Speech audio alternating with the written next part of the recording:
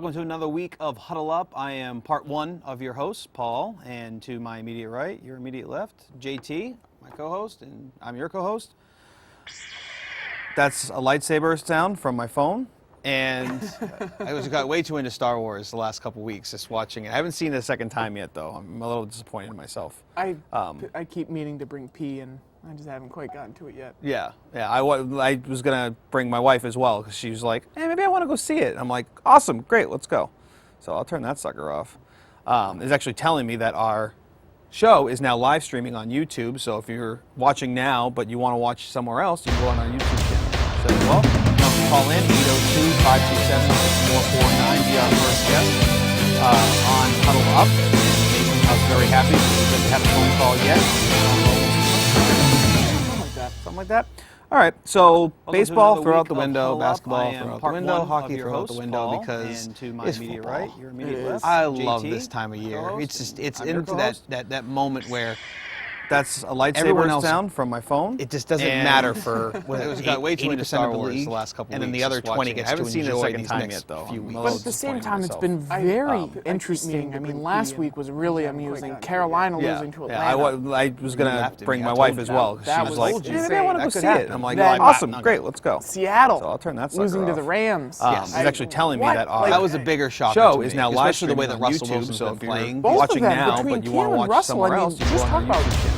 wrong time Call in for bad news. 527. Yeah, But hold it back. Carolina still on Huddle Up.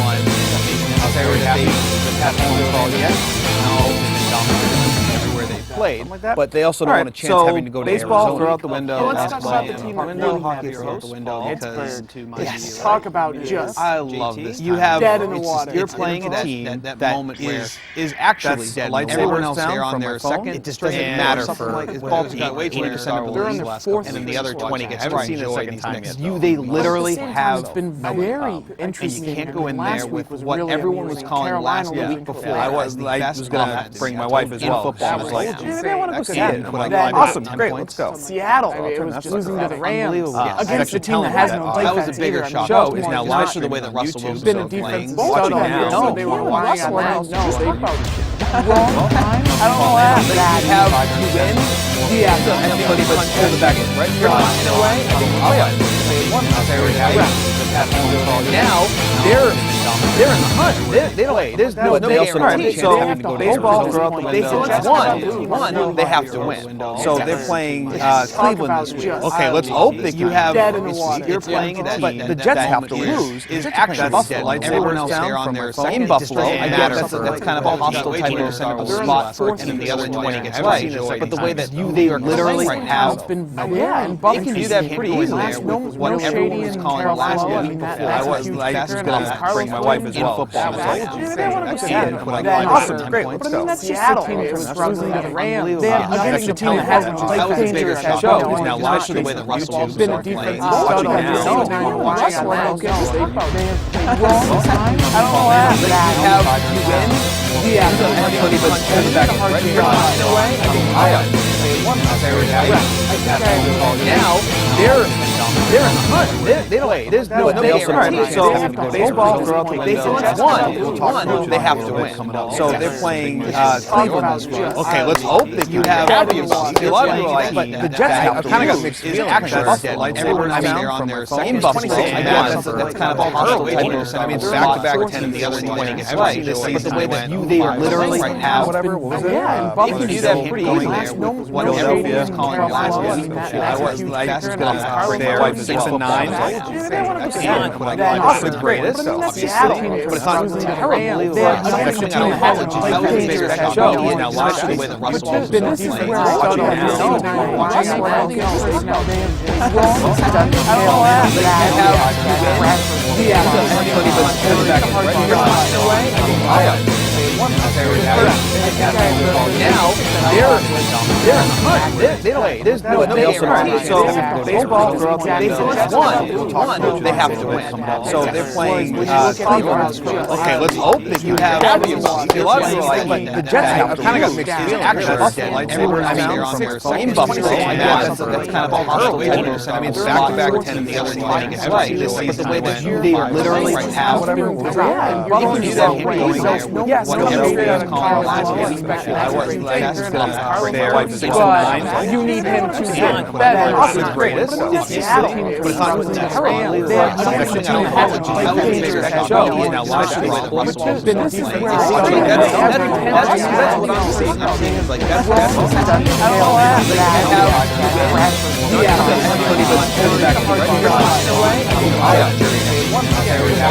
now there's no guarantee. So baseball throughout the one, they have to win. So they're playing Cleveland. Okay, let's hope that you have. The Jets have kind of got mixed feelings. Actually, they're on their same Buffalo. That's kind of a hard way to do it. I mean, it's back-to-back 10 and the other 20 gets right. But the way that they literally right now, you can do that going there. Yes, but you need him to get better. It's great. It's silly, but it's not terrible. Now watch This is where that's what I'm saying. Like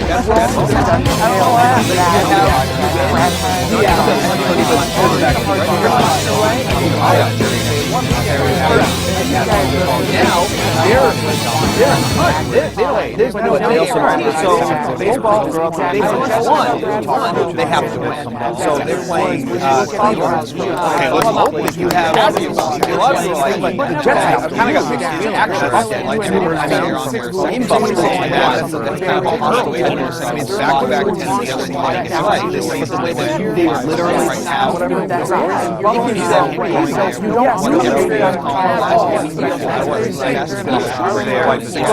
but you need him to get better. It's great. It's silly, but it's not terrible. It's different. Now watch that's what I'm saying. Like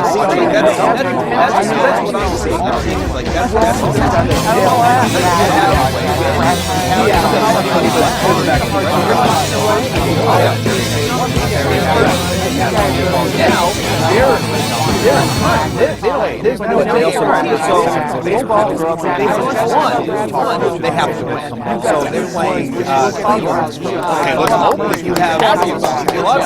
The Jets have kind of got mixed feelings. Actually, they're on their same Buffalo. That's kind of a hard way to do it. And I'll take it for 40 yards.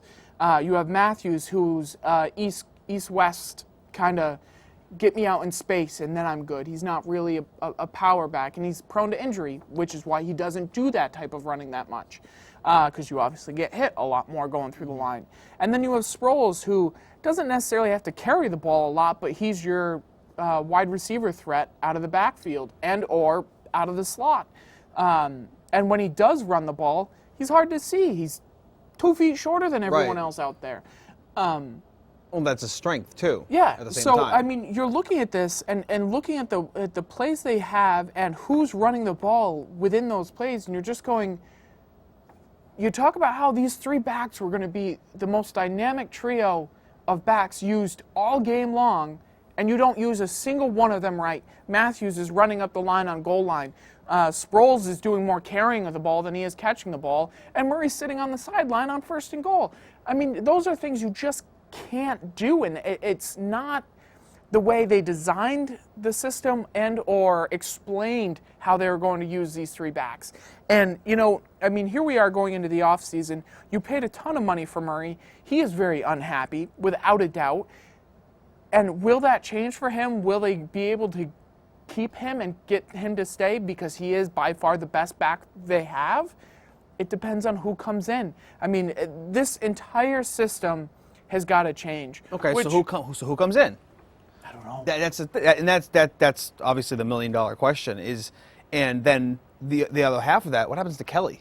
Does he goes back to college? Do you think he goes back to college? Absolutely. Where could you see him going right? Or is it, You're 26 and 21 as a coach in the NFL. In your first stint in the NFL, you're 26 and 21.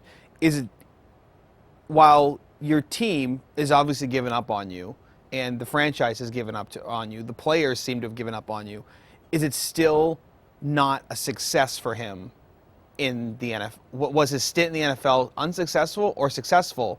Because given the record, you'd be like, okay, it's not terrible.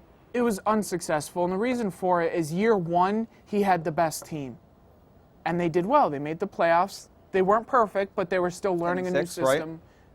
I think so. Okay. But they made the playoffs. I mean, that's a big key for any head coach in the NFL. Is you got to make the playoffs. And not just any head coach, but just start your career as a head coach. Yeah. You go in there, overhaul the system, get into the playoffs. Done. And so then once he started making all his changes, they just continued to get worse and worse and worse. And that's really where you have that fail. And the key that I think is why he is not an NFL coach, and maybe he will be one day, but he has a lot to learn. College system doesn't work in the NFL. It just doesn't. The game is played differently.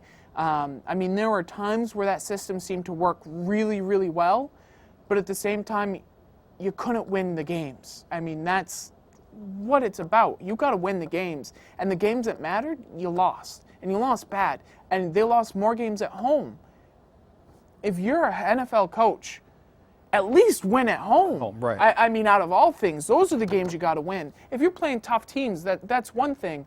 But when you just get blown out by the Redskins, who really are not that much better of a team, at home with a chance to win the division, goodbye. See you later. And the Redskins are leading the division right now, currently. Yes. Right? And No, they won the division. They That's won right. the division. That was the one thing that when I was looking through some of the standings, I didn't realize that the NFC's locked up. They just don't know where everyone's placed right now. Correct. As opposed to the AFC, there are plenty of teams in the hunt right now. Between Indy and Houston, Indy can still get into the playoffs. Correct. Or can still win their division, I think, is what it is.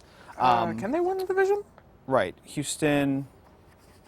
I had it here. I don't think they can because I think Yes, they can. So Indy can win this week. Houston can lose, and Houston gets in depending if someone else loses because Houston would have played them in like a different. Oh yeah, you're right. You're right. Thing or like a common opponent type of thing. So Indy can still get in. Pittsburgh is on the outside looking in. Something funny actually, I was just told today. Pittsburgh is playing in Cleveland. Cleveland, obviously a team that has nothing to play for. Their ticket prices have gone from like $80-$60 a game. They're going for like $15-$20 a game. Anyone that knows their geography, can't say geography, but I can say it, geography, is Pittsburgh and Cleveland are very close together. They're only like 120 miles apart or something like that. Don't be surprised if this looks more like a home game for Pittsburgh. Oh yeah. I can guarantee you that if you're looking at the highlights, they're going to show half that stadium is going to be black and gold, which is going to be really funny to see in a place like Cleveland. The Jets, if playoffs started today, the Jets are in. They still have to win to secure a spot, or Pittsburgh has to lose. And then vice versa for Pittsburgh to get in. And then Houston right now is first place in the AFC South. So those are your teams that are, again, on the outside, kind of looking in. But also look at Indy here for a second, who Whitehurst is now hurt. You have Hasselback, who is hurt. Who's throwing the ball? I mean, for a team that's trying to make a playoff push. Sure. I mean, the hope for them Well, is they're minimal. making the playoff push, but I think obviously there's no hope past getting into the playoffs. Yeah. But they're also playing Tennessee, who at 3-12, they're fighting for a first-round pick with Cleveland right now. So, I mean, which you're not going to really get a good. I think you should just have Tennessee play Cleveland this week and see who's going to have the first pick of the draft. I'd agree. That would actually be fun to watch, as opposed to Pittsburgh, okay, should win, and Indy And should don't win. make it who loses that game gets the playoff pick. Who wins Who wins that it? game. See, that would be funny. If it's like, okay, whoever wins the game gets the first-round pick, because then it gives you a reason to actually fight for it. Oh, yeah. Looking through the schedules, I didn't realize that the last week, and I don't know if they've been doing this for years and years, the last week of the playoffs, last week of the season, it's all inter-division. So like everyone in the AFC East is playing everyone in the AFC East and AFC North, AFC South. Because I'm going through the schedule, I'm like writing down records, and I'm like, when did this start happening? So I don't know if you can remember if it's always been that way, but maybe it's just one of those coincidental things, but it's actually matched up some pretty good games. Oh, it has. So we have our schedule here in front of us. Buffalo, New York's at Buffalo. Which is your first highlight game of the week. That is very important. And remember that there is no Monday night game this week. There's no Thursday night game. This is all Sunday. And I think the NFL does a great job of being able to do that, where they literally take over a day of the week. Yeah. You have New York at Buffalo, New England at Miami, and the way Miami's been playing, this should be a pretty easy game for New England. Well, it's a game that doesn't matter really either. So this is the one thing as a New England fan I keep saying, I don't care. I don't care about home field advantage. They already secured it because since he lost. Oh, they don't have home field advantage yet. They don't. Oh, because New England lost. Correct. New England lost. That's right. So New England has to win. New England wins, done. All said and done. Cincinnati, no, I think it's Denver. If Denver loses and New England loses, I think New England still gets first. I don't know how the scenarios work out. I was looking at some of the stats because I was just curious about what, how have the Patriots done before in Super Bowl contending years. And I think they were when having to play at home for only one game and then go to somewhere else for AFC Championship and then go to the Super Bowl and win it. They're 2-0 when they've had to go away, and then they're 2-4 when they've been able to play at home the whole time. So the way 2-2. So the way I look at it, I'm like, I mean, if you want to talk history repeating itself, I don't really care that they have to stay home, because I look at all these teams that are potentially in the playoffs. I'm not scared of the Patriots going away to these particular teams and playing. Yeah, except for Denver. I still don't see that, because even with little to no help receiving-wise during that Denver game earlier this year, the Patriots were still able to take that team to overtime. They were. And you're talking about what was supposed to be a really good defense in Denver for that game, and the Patriots go in there and they still go to overtime, and then they lose on a running play with Anderson. So it's like, well, all right, I'm not really still scared of that type of team. It's not necessarily it's a game that either team can win, and that's really the I think point to it. if the Patriots go to Denver, either team can win. Vice versa, I don't think Denver has a chance. No, I don't either. So that's kind of what I'm getting at is, if the Patriots have to go to Denver, it's kind of flip a coin. I'm like, flip a coin. It'd be like, it could really go either way. The rest of the games you have on here, New Orleans, Atlanta, doesn't matter. Baltimore at Cincinnati, matters for Cincinnati, not for Baltimore. I think you saw as much life as you're going to get out of Baltimore in last game. It was kind of like their last hurrah, let's try and do something here. And since he has a defense, Pittsburgh does not. Right, exactly. So Cincinnati can kind of string together some type of offense, and it seems like McCarron is getting a little more comfortable. He is. I mean, he still has a lot of room to go. Oh, sure. But so does I know they did, and obviously, and I know they lost the last game last week on a botched fumble by McCarron, but that's one scenario. So I mean, in the fact that he had a chance to win it, because should show you against a Denver defense that is supposed to be, again, one of the best, and this backup quarterback comes in and does a pretty decent job against them. Well, I tell you, I mean, looking at before that game, I mean, they were talking about all the stats and statistics and showing highlight plays of the defense and what makes them so good. And the first drive, McCarron brought them right down and scored. They're 14-0. Yeah, I mean, it was very easy. Neither defense in that game looked good. I mean, but again, that's what I'm getting at. I'm not really too scared of if the Patriots, in a sense, can get some of their weapons back. Getting Amendola back, getting Edelman back. Everyone keeps talking about we're going to get him back. I mean, there was talk he could be back this week. And do you play him or not, just to make sure you can dust the rust off a bit? You have a healthy Gronk, so you have three potential targets, and then you have other players like LaFell that hasn't really seen the ball at all because of man-to-man coverage, and Keyshawn Martin's been doing actually a pretty decent job as a wide receiver. Those are 5 targets I would love Brady to be able to throw to. Now, granted, you don't have that running back style. I know that Steven Jackson was just added on, and he had like 15 yards or something like that, but he brings that power back to your system. He also was added late in the week, and I mean, he didn't really get time to play. And actually, I think it was on a 1st and 5, I think, or something in 4. He gets the ball on his first possession and runs it 5 yards for a first down. They went, well, that's different because we haven't seen that in a while since Blunt's been down. And it's also against the Jets defense that's very. It's supposed to be really good. So again, things I'm not too worried about. Going back down this list, sorry, I got off track. Pittsburgh at Cleveland. Pittsburgh has to win, otherwise there's just no hope at all. And then they need some help from Rex Ryan and the Buffalo Bills. Jacksonville at Houston doesn't really matter for Jacksonville. Matters a lot for Houston. Win it, win the division. Yep. Tennessee at Indy. We already talked about Indianapolis can win, but then they need so much help. It's actually funny that a team like Indy could actually get into the playoffs. Washington at Dallas doesn't matter. Washington already won the division. They can't move up and down, and they'll host a playoff game. Yep. Which is even crazier to think about in a where you could actually go 8-8 and host a playoff game. Yes. Philadelphia at New York doesn't matter, and I don't care.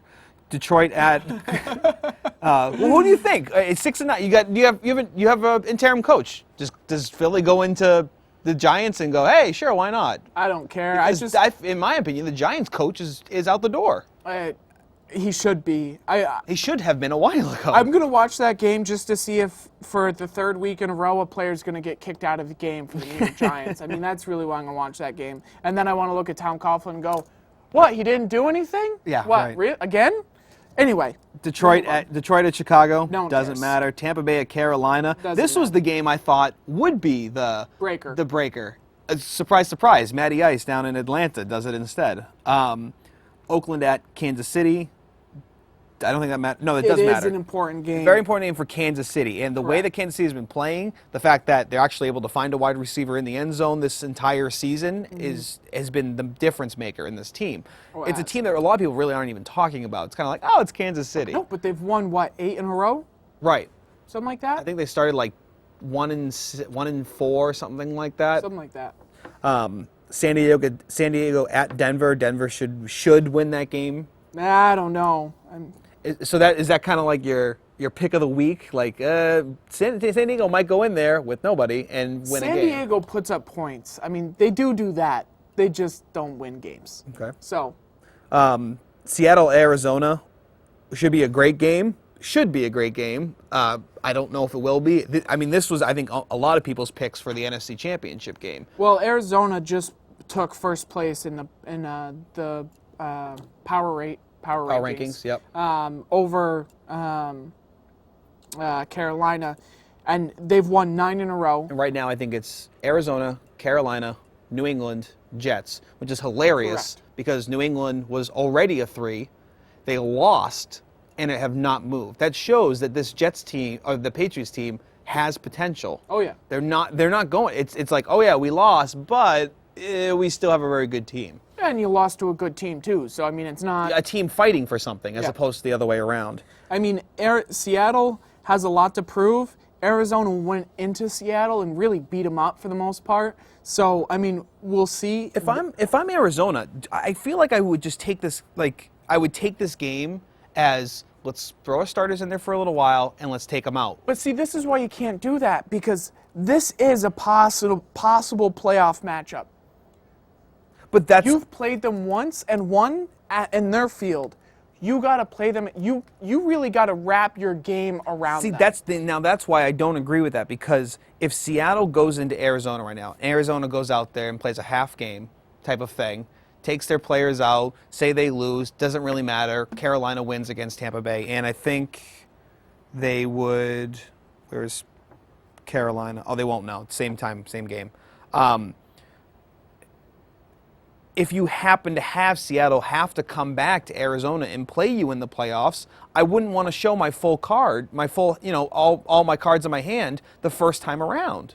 But they want to do that. I mean, I don't think it matters whether or not you play the whole game or not. I mean, that's just play calling. You're not going to do anything crazy. You're not going to do anything over the top. You're not going to do anything different than you did all year long in that game.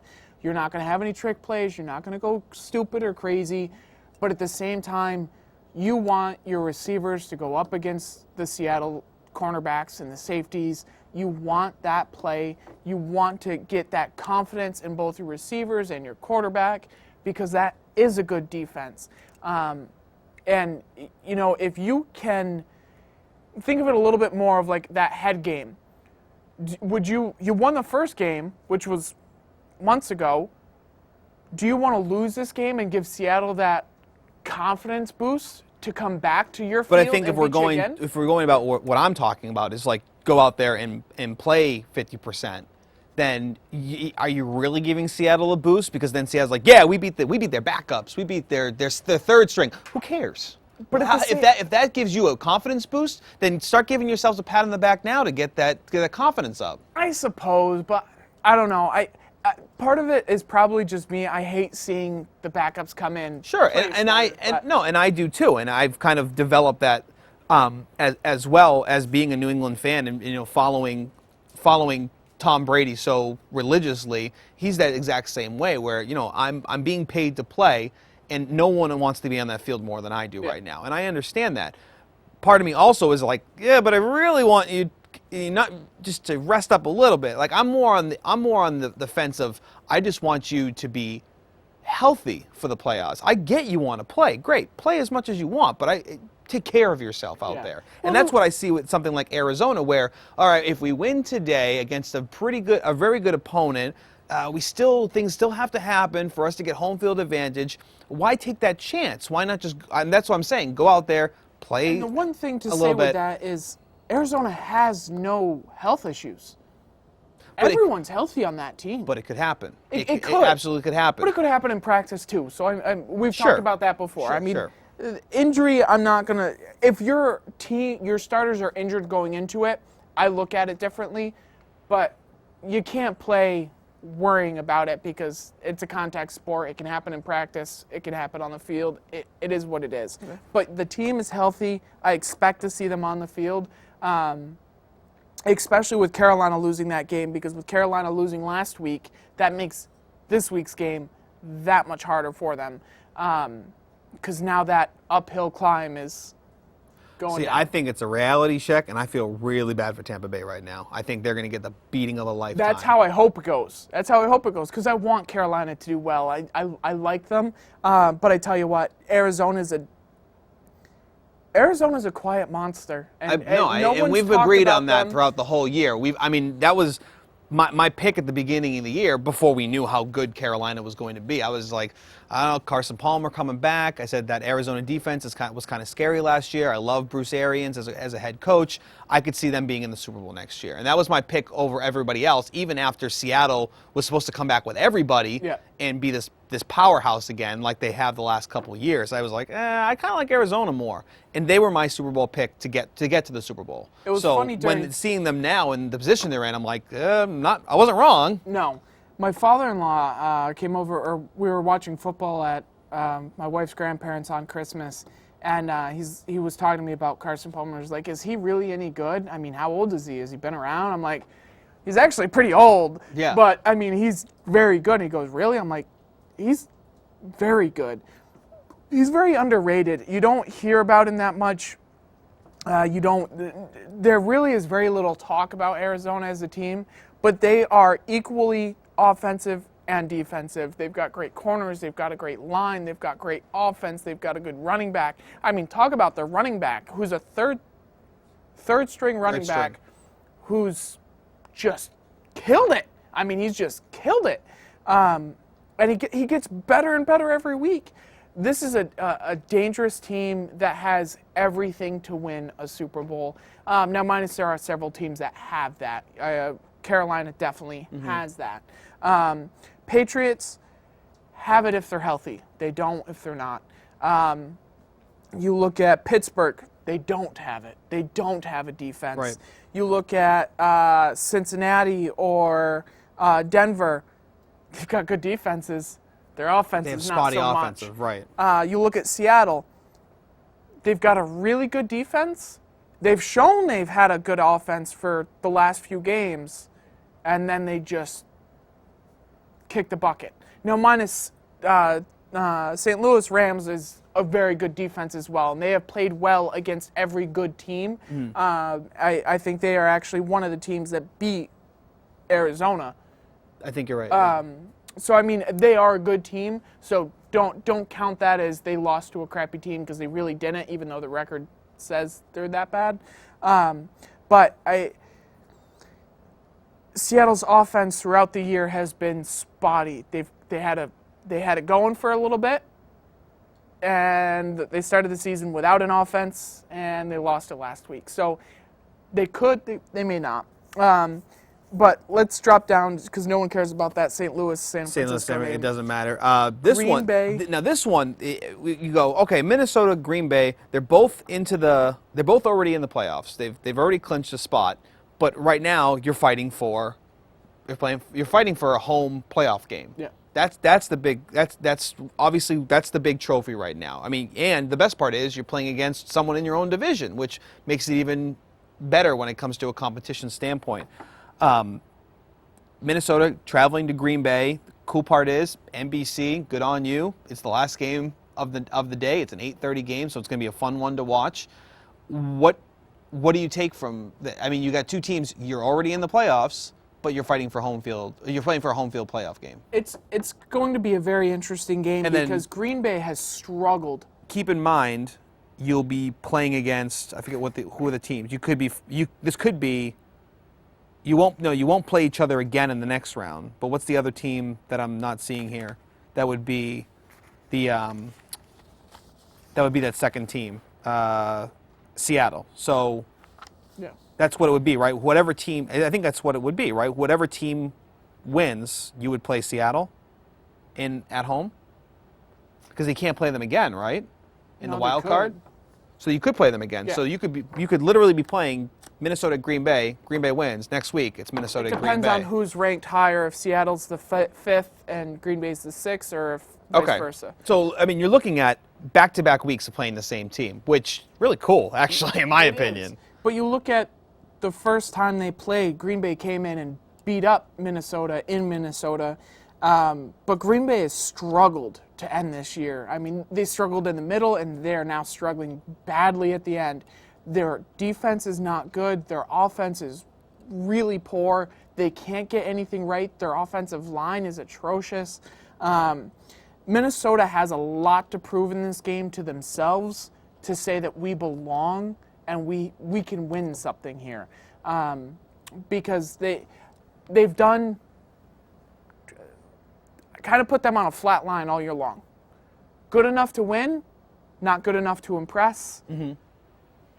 This is that game that you need to give you that bump to say we are a good team. And I think a win against Green Bay in Green Bay can give Minnesota that extra something to maybe win a playoff game and continue on. Oh, absolutely. I mean, they need AP to kick it into gear. That's the other part too. Just a little side note for this: you have Tampa Bay at Carolina, and you have Adrian Peterson for Minnesota going to Green Bay. I think Adrian Peterson's ahead by like 60-something yards for the rushing title. Mm-hmm. So, I mean, is it pretty much Adrian Peterson's right now? Because do you really see Doug Martin going off on the Carolina defense? No. It'd be pretty hard. So so you could say a year out of a year out of football because of other situations with Adrian Peterson. He comes back, fresh legs, and could win the rushing title. But the one side catch to that I'm going to throw in here is, it's kind of a scary thing looking at the running backs and going, he's the one who won, because he didn't have that great of a year. He had a good year. No, yards-wise he did, and that's what's sad is that, I mean, if anyone's looking at anything, they're probably picking someone like Devontae Freeman because... No, because he was good to start the year. But I'm saying because of the touchdowns alone, the numbers he was able to put up. I'd be looking at, when I... And I'm talking, I guess you're talking overall. I mean, look at both leagues. So, like when they talk, you don't pick the best NFC running back and the best. But Adrian Peterson, numbers-wise, what's really sad is I had Adrian Peterson and Doug Martin on my team this year for fantasy, and I still came in dead last. So, but between the two of them, who else do you see from any of the other teams that could kind of give a run for that as well? No one's going to win that title over AP. I mean, he's got that locked.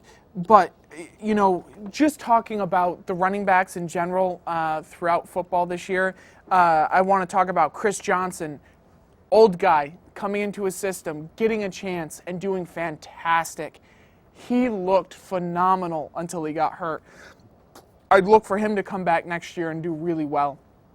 Look at Devonta Freeman, who got injured and kind of Atlanta just as a team fell off the grid. So it's hard to keep running the ball when you're down by, 15, 20 points. So looking at him, then we'll talk about what's his name, who is now starting out in Arizona. The third string that's doing so well. I don't know his name. He has looked phenomenal. Look at Doug Martin, who kind of came back and kicked it into gear and struggled to start the year and then really turned it up. Let's see, who else here? Honestly, I want to talk about what's his name in Pittsburgh. That's what I was about to bring up is D'Angelo Williams. He was it was really funny. At the beginning of our fantasy year, I was like, man, I could really use another running back. Let's pick up D'Angelo Williams, and then Bell gets hurt. Le'Veon Bell gets hurt, Le'Veon Bell gets hurt, and I go, oh, this might just got better for me, and he went off. If you had to take Doug Martin, take Freeman, take Williams, and take Adrian Peterson, take those running backs out of the equation. This is how I would look at it. And it's very similar to like the MVP. If you had to take any of those four running backs out of their teams, which team is still somewhat decent in record-wise compared to what they are right now? And I look at that and I go, well, Adrian Peterson had the yards, but he didn't really I feel like any running back could have opened up. No, and he took position. away a lot of the passing out of the game for a team that has offensive threats this year. So. And then I look at someone like Doug Martin. I mean, at 6-9, Tampa Bay wasn't really much to sniff out, and it really was the year of Jameis Winston. It wasn't a running back. And then you go to, what was the other one we had just said? Not Williams. Doug Martin, Adrian Peterson. There was one more you just said. Nope, I don't remember what it was. And then you have, then you have Pittsburgh. If you were to take him out of the equation, Williams out of the equation, how good is that Pittsburgh team? That Pittsburgh team struggles a lot, because I know that they're putting up offensive numbers when it comes to the wide receivers. You need a running back to help you with that. Yeah. And he was putting up some very good numbers for a player that everyone goes, he's the backup. So, I mean, you take everyone out. I think that Pittsburgh struggles the most, and they're not even in the playoff picture at this point without the help of a running back like D'Angelo Williams. And then on the flip side, so looking at the running backs this year, of the people trying to rejuvenate their career, looking at D'Angelo Williams, then flip it over to Jonathan Stewart, the other running back who has done phenomenal this year down in Carolina on his own. It's about time they both had their own Right, and we've shot. said that before, that they needed that. They were two top 10 running backs on the same team. It just didn't work. The one running back situation that surprised me the most is out in Kansas City. Without fail, Jamal Charles gets hurt every year. You always have to handcuff him for fantasy. And for a guy who has been his backup for years and has played phenomenal every year in that role, didn't get to play. What happened to Miles Davis? He was a beast. He was phenomenal. Charkandrick West. For like a couple weeks, right? Yeah, I mean, it really was nothing spectacular. And I'm really surprised by that, just because that was Niall Davis's. But that's this Kansas City mentality. Is we find it's like a light bulb went off in their head. And, wait, whoa! The quarterback can throw the ball to a wide receiver. Yes, it's okay to throw the ball, and that's why they're sitting at 10-5, I think, on the year. They found an offense that clicks, and I think is it still Andy Reid down in Kansas City, right? So I mean, it doesn't surprise me that they're still doing well even without a running back. It's similar to what New England's kind of doing right now, where they have no choice but to throw the ball because they're down to their third, fourth, sixth, fifth string, running back. Yeah. And there are a lot of teams that are proving to be able to do that as well. I mean, you could really say, as much as a help as D'Angelo Williams has been for Pittsburgh, it's really been all passing. But he's enough of a threat that they can't. You can't forget about him. Yeah. Right, exactly. Those are your matchups that we were talking about this year. I saw an article on ESPN earlier today, and I thought it was really funny. And it's funny in a sense. What is she playing? Anything good? JT's daughter is with us today behind the scenes, and she's playing a game, and I don't know what it is, but it sounds fun to me. Hey, and volume. There's an article that came out today that said that Miami brought extra staff with them to New England this week because they're concerned. I love this story. The reason I love this story, full admittedly as a Patriots fan, is because the game is 4 days away, depending on when you're watching us, 4 days away, and they're already in their heads. I love it. This is the Patriots mentality. You're not gonna. It's even weirder because they're in Miami. So what if New England comes to Miami? What could they possibly bring in to Miami? Into Florida that's gonna change the way. It's not like you're coming to New England. This baffles me, especially on a team that you have nothing to win, nothing to lose in Miami, and you're taking extra precautions because you're afraid of the Patriots. I love this head game that's been developed in New England, that you're already worried about us when the schedule comes out, and that's a good thing. That's a great thing to have as a team because I mean, what's the Yogi Berra thing? Is that in baseball, the mental game is 80% of the problem, or something like that? You've got two ways of looking at it. Back when we played sports, there was always that team where you're going, when are we playing them? When are we playing them? When are we playing them? Absolutely. When are we playing them?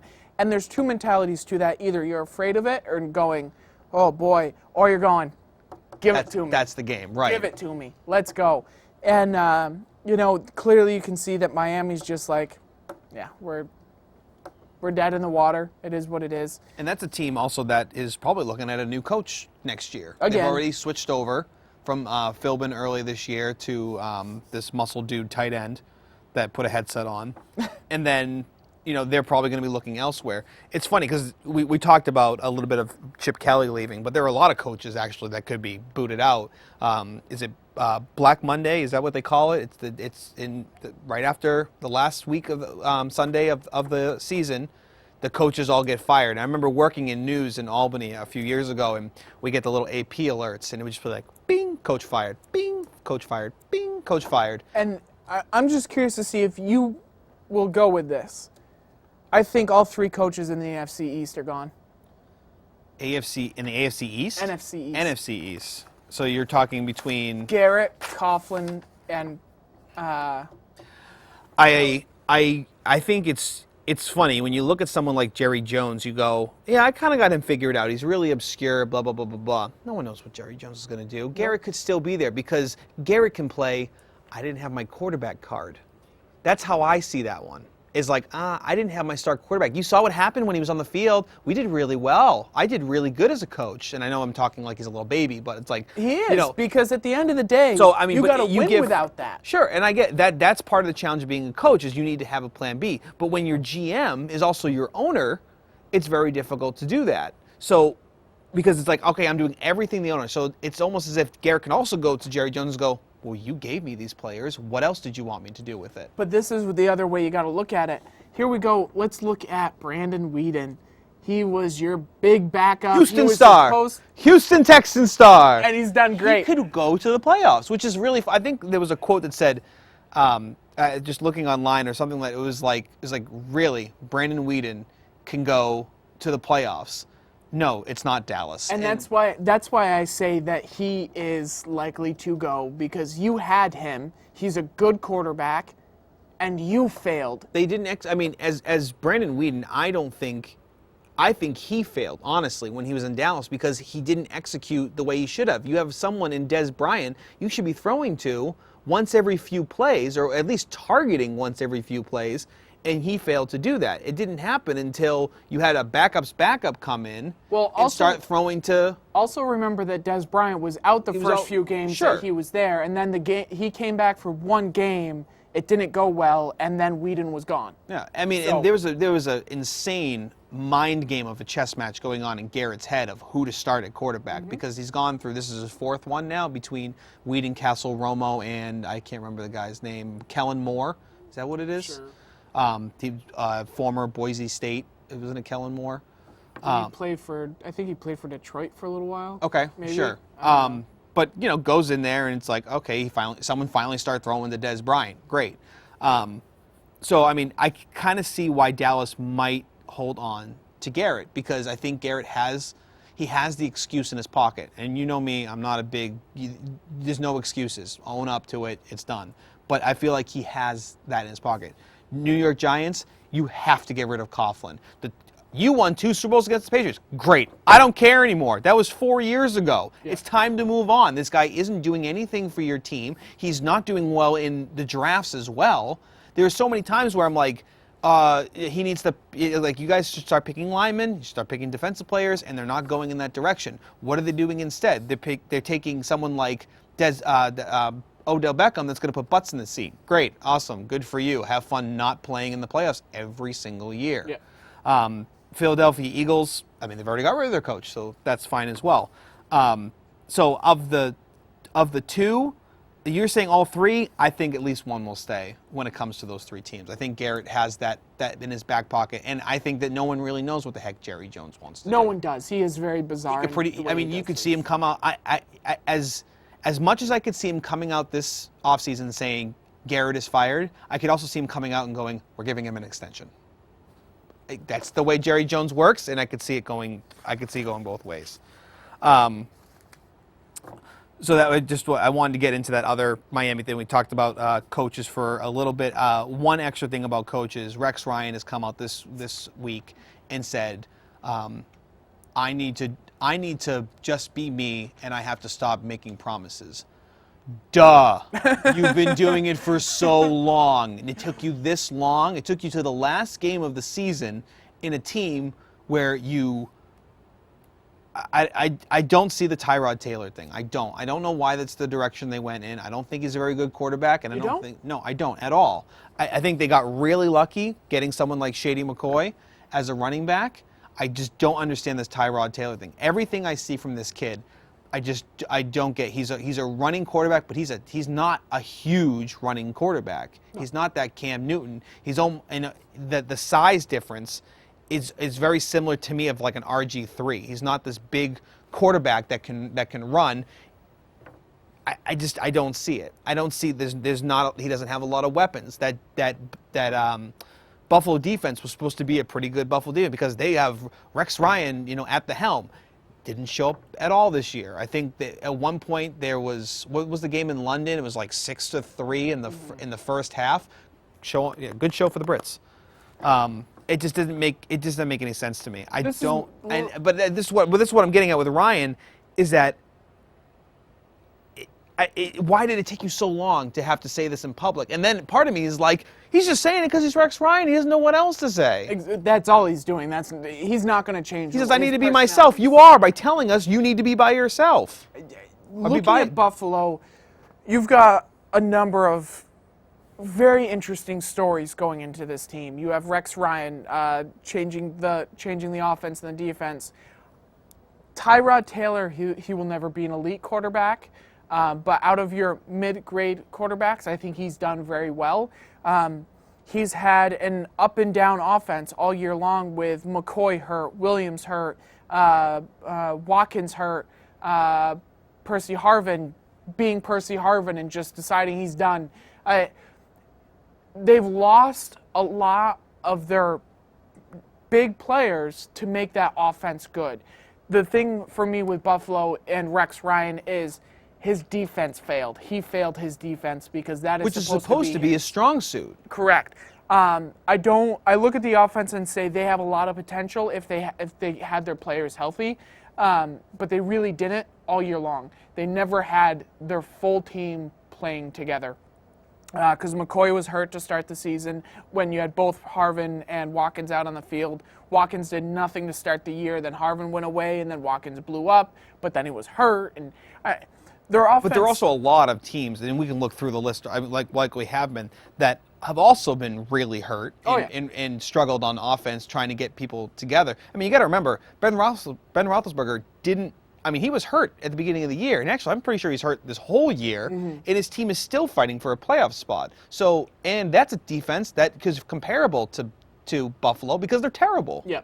Well, and this is where I go with that. Rex Ryan is a bad coach. I will never want a Rex Ryan on my team as a coach at all, period, for anything. I don't want him. And that's really the difference when you look at these teams that have had this serious injury problems. Look at New England. Belichick's done okay. He survived it. And you look at Pittsburgh, and Big Ben's played hurt all year long. He was supposed to be a backup in a game, and because he was still hurt. Right. And then he ended up having to play the game, and then he just hasn't sat since. He's still hurt. So you've got a lot of injury-prone teams out there, not prone, but a lot of injury teams that have still done something. You've got Arizona, who lost their starting running back, then they lost their second running back.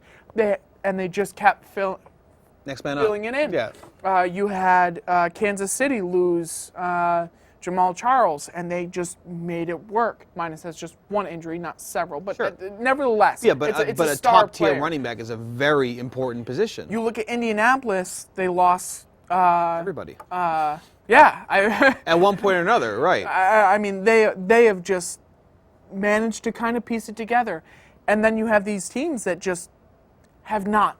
You've got Cleveland, who just can't pull anything out of their hat. You've got Miami, who can't pull anything out of their hat. Let's see, Baltimore kind of did not. I mean, you know what? I give Baltimore not a win on the season, but give them something for coming out to Pittsburgh last week and basically destroying the playoff hopes of Pittsburgh, because that Baltimore team had nobody. Yep. And they went out and they were able to win a game. I always give credit to the underdog, an underdog that's been shot, been dead, been buried, that is able to come to life and be able to put a win out on the board. Their season was over like halfway into it. Right. I mean, there was just no hope. So and you had a running back that never played because of controversy and all that stuff. You had a quarterback that went down to injury. I mean, you had your star wide receiver get hurt. Right. So, you had all these, the main components of an offense gone. And I think also on the defensive side, too. Yeah. So, I mean, I give complete credit to Baltimore to be able to come out and actually put a win on the board. And if they put another one against Cincinnati this week, I mean, congratulations, Baltimore. Like, you did not fail this season. You were able to do something that alters the season for other teams, and I think that goes a long way. That's why I hate these teams and we've talked about this, that are dead in the water. Stop playing for draft picks and start playing for pride. Yeah. And the thing for me is, so let's go back to the coaching thing, and let's look at Harbaugh out there in Baltimore and go, is he in worry? Does he have anything to worry about? And I don't think he does, and I think if he wins against Cincinnati, I think that's even more of a reason why you go, he's able to shuffle the pieces around and do well. And even without a win next week, at 5-11, you look at Baltimore and you look at who was hurt and what he had to go through. I still think that he's fine in Baltimore. He's not one of those coaches I see on the hot seat. Oh, I don't either. We are talking about. I wanted eventually to get into this whole Manning situation because it's driving me up a wall. But I'm so still furious at how the media is portraying and delivering their immediate news about Peyton Manning potentially using HGH compared to Tom Brady potentially deflating air out of a football. It's driving me nuts. Well, I don't understand why between the two you're talking about stealing a candy bar and shooting up 4 people. Like there's no difference. You're literally talking drugs that are illegal and having the knowledge that air may have been deflated. So, I am a Peyton Manning fan. I didn't want to get into this, but I'm going to. I am a Peyton Manning fan, and one of the... I am a commercial Peyton Manning fan because I love his Papa John's commercials. The things for me that amuse me the most, wow, already? Yeah, I know. Is I was listening to them talk about comparing Brady with Alex Rodriguez, okay? And that Am I allowed to say pissed? Yeah, you Sure. can say pissed. You just Okay. did, so. Yeah. So that frustrated me quite a bit, and the reason for it is Alex Rodriguez took performance-enhancing drugs just to better his career. Whether Peyton did or did not, I really don't care. 2011, he had a major neck surgery. He wasn't playing football, minus whether or not it is illegal or what have you. Regardless, this is a man who didn't take them to make himself better. He had a major surgery and was getting healthy from it.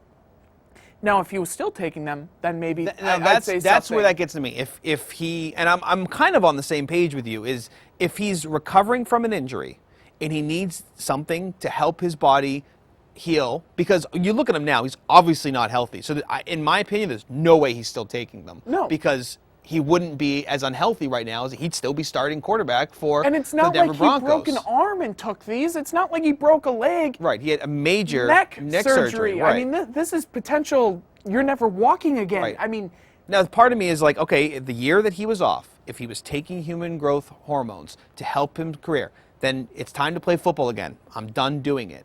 And he goes on to play.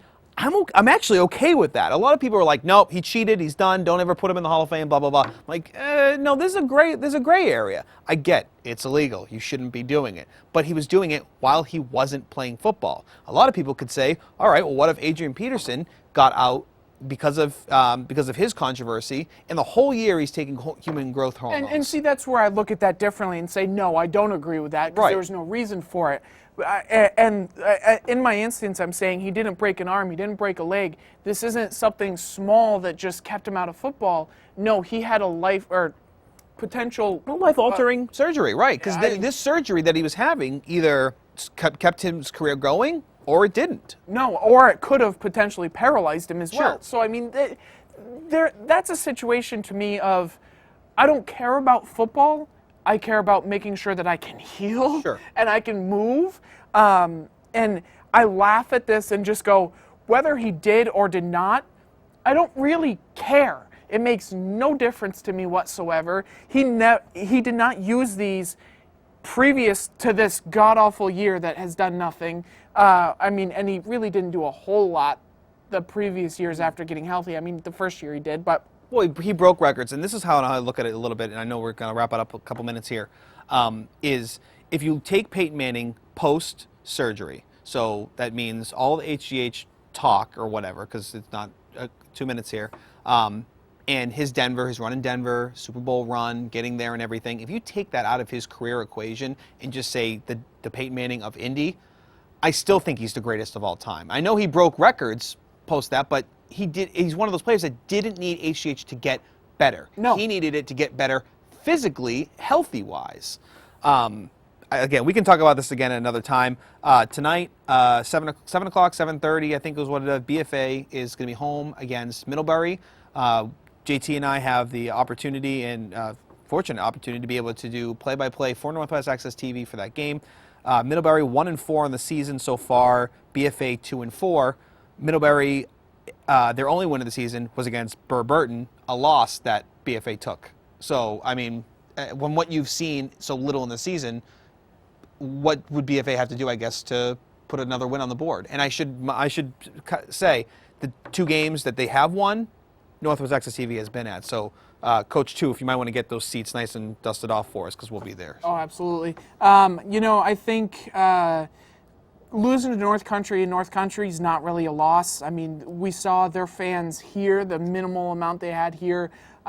It's a different dynamic. It must be a when you weird go out environment there. out there, sure. So I'm not going to judge that as a loss, even though it was a bad loss. It's just too different. They need, I can't pronounce his name. Jens Ulrich Verdebeer. Yeah, there we go. They need him to have a good game.